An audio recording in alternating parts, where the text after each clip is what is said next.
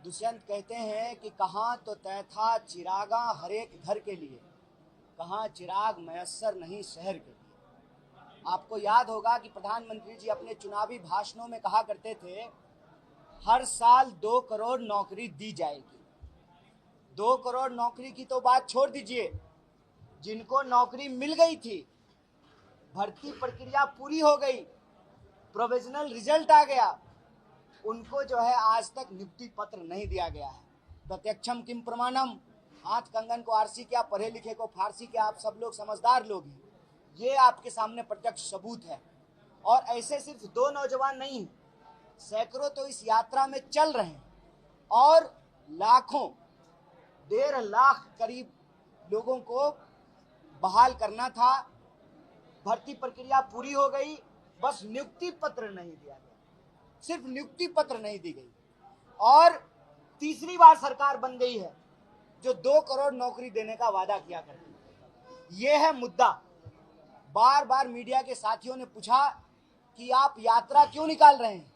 यात्रा हम नहीं निकाल रहे हैं, यात्रा इस देश का प्रभावित वर्ग निकाल रहा है। कौन है प्रभावित वर्ग? प्रभावित वर्ग वो है, भारत दुनिया का 5वां, हर 5वां व्यक्ति भारतीय है, नौजवान है, जिसकी आबादी 55% नौजवानों की है।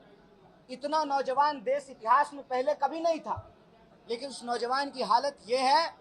और ये आपका सौभाग्य नहीं है कि आप हमारे साथ हैं, ये समाज का दुर्भाग्य है कि पढ़े लिखे नौजवानों को आज उनकी योग्यता के हिसाब से नौकरी नहीं मिल रही है।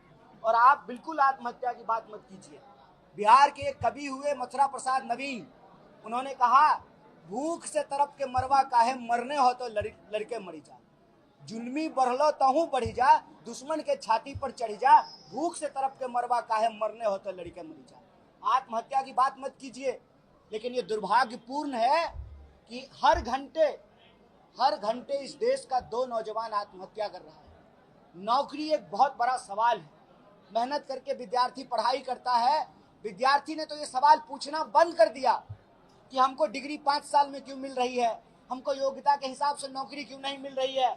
जैसे तैसे खिचड़ी खा खा करके पटना में, बेतिया में, मोतिहारी में, मुजफ्फरपुर में, शिवहर में, सीतामढ़ी में, बेगूसराय में, मुंगेर में, भागलपुर में, तमाम जगह लोग करकट के मकानों में रहते हैं, लॉज में रहते हैं, खिचड़ी पकाते हैं, खाते हैं। क्या बोलते हैं बिहार में उसको, क्या खाए, डीवीसी, दाल भात चोखा खा खा करके विद्यार्थी जो है पढ़ता है, और जब एग्जाम देने की बात आती है तो प्रश्न पत्र लीक हो जाता है।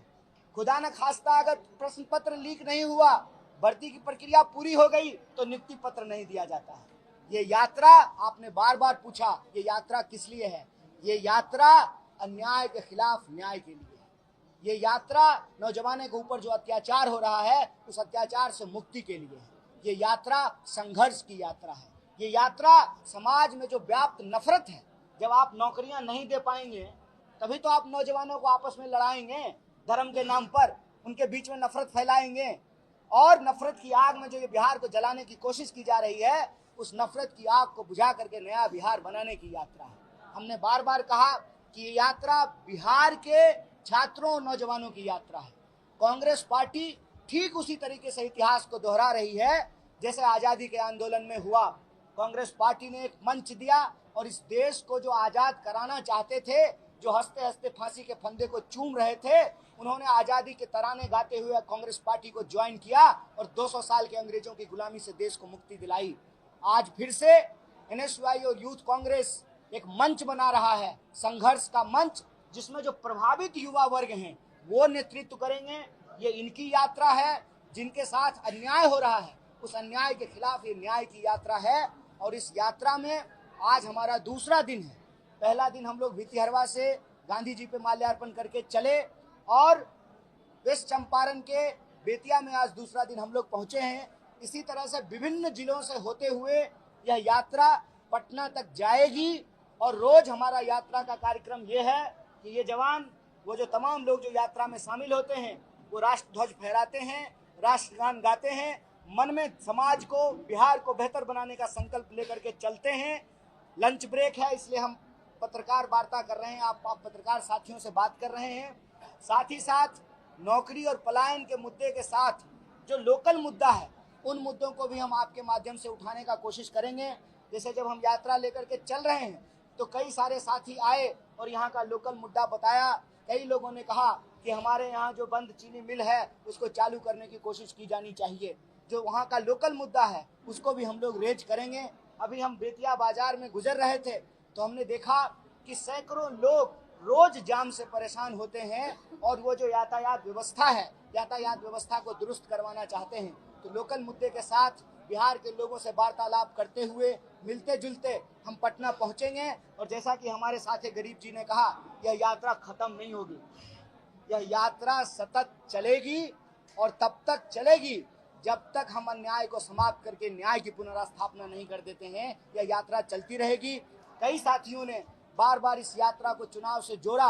हमने कहा कि चुनाव से हमारा वास्ता इतना है कि हम चाहते हैं कि कोई भी पॉलिटिकल पार्टी जब चुनावी घोषणा पत्र तैयार करे तो इन नौजवानों को मुद्दों को, नौकरी के मुद्दे को, पलायन के मुद्दे को प्रमुखता से उसमें शामिल कराए। चुनाव से हमारा सिर्फ इतना ही नाता है, बाकी देश में चुनाव होता रहता है, लोकतंत्र आबाद रहे, चुनाव जिंदाबाद रहे, चलता रहे, लेकिन देश के लोगों से बनता है। और इस देश की जो 55% आबादी है वो नौजवान है। उनके भविष्य को अंधकार में डाल करके बेहतर देश का निर्माण नहीं हो पाएगा। इसीलिए उनको न्याय दिलाने के लिए, बेहतर बिहार बनाने के लिए ये यात्रा हम लोग कर रहे हैं। आप तमाम मीडिया के साथी, प्रिंट मीडिया के लोग, इलेक्ट्रॉनिक मीडिया के लोग, डिजिटल मीडिया के लोग बड़ी संख्या में यहाँ उपस्थित हुए। ये मैं समझता हूँ कि बेतिया का, ये पश्चिमी चंपारण का ये जो इलाका है, यहाँ के लोगों का प्रेम है इस यात्रा के प्रति। इसके लिए मैं आप सबका तहे दिल से शुक्रिया अदा करता हूँ। बहुत बहुत शुक्रिया।